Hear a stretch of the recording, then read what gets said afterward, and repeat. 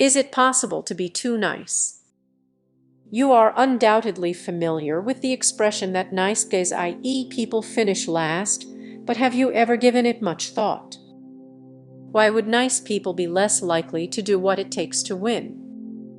Perhaps you have a friend who never seems to mind if other people are rude or dismissive. Even when you are in a bad mood, this person takes no offense when you vent your anger and frustration. Like a comfy, warm pillow, you can always count on your friend to make you feel better. Why would nice people finish last?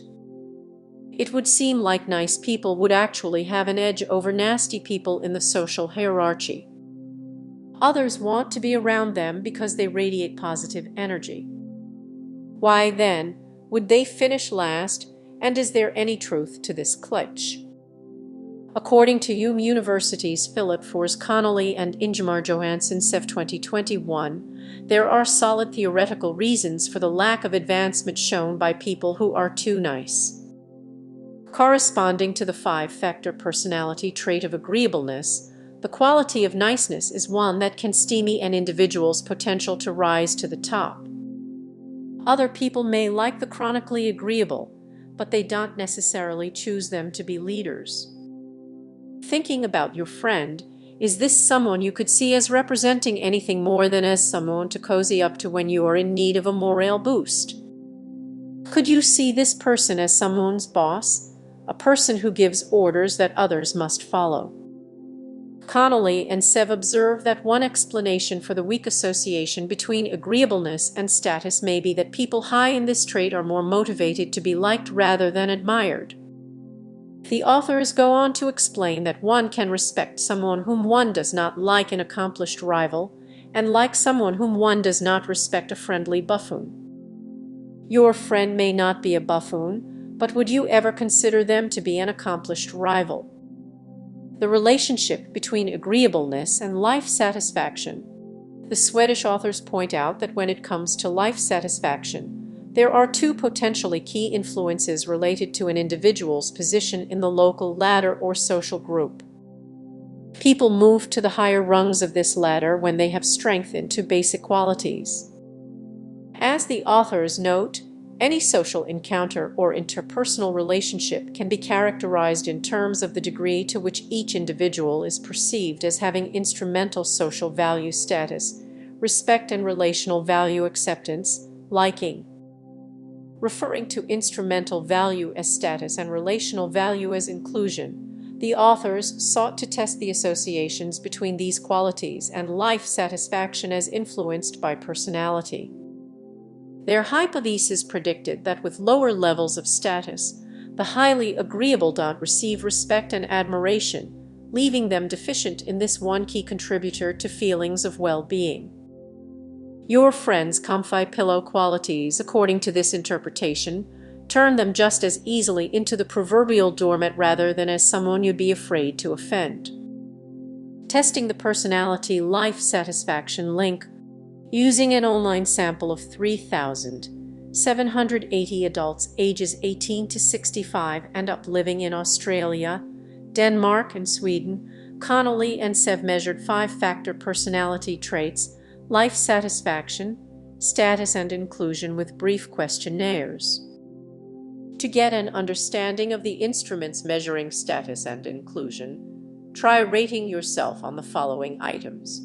Status 1 to 5 scale. I have a high level of respect in others' eyes. I have high social standing. Others look up to me. Inclusion 0 to 6 scale. I feel close to my family. There is no one in my family I can depend on for support and encouragement. Reversed.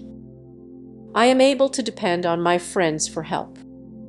I do not have any friends who understand me, but I wish I did. Reversed.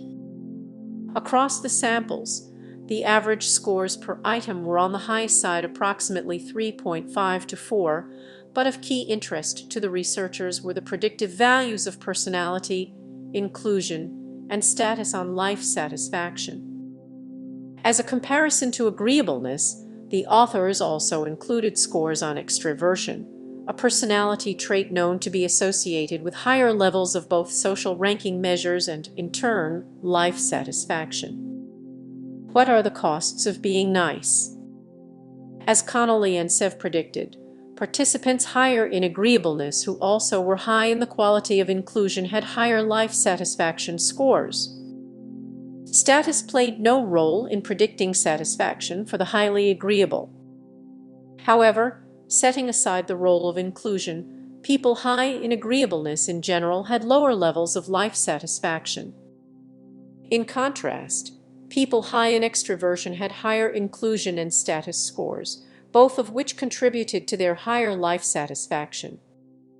When interpreting the extroversion's agreeableness findings, the authors suggest that if high levels of life satisfaction depend on being both included and admired, traits that increase both of these needs will have a larger impact compared to traits that only fulfill one of these needs.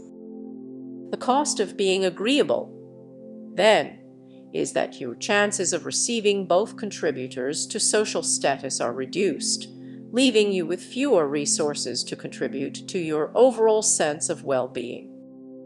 Nice people, as the authors note, risk being exploited in social situations, leading them to be less able to fulfill their individual goals. Are you, then, better off being high in extroversion, the quality that will bring both inclusion and status? Unfortunately, from the perspective of the authors, when you try to gain more status, you do so at the cost of someone else's status, making this a zero-sum gain for society as a whole. Instead, being agreeable and showing the softer side of extroversion comes at no cost to others.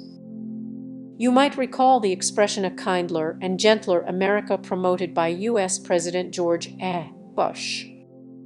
From a psychological standpoint, this study confirms the wisdom of his message.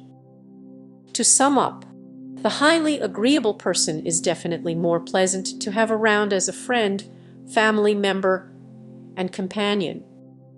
If you fall into this category, being aware of the risks of exploitation may be one way to ensure that this kindness does get in the way of your own feelings of fulfillment.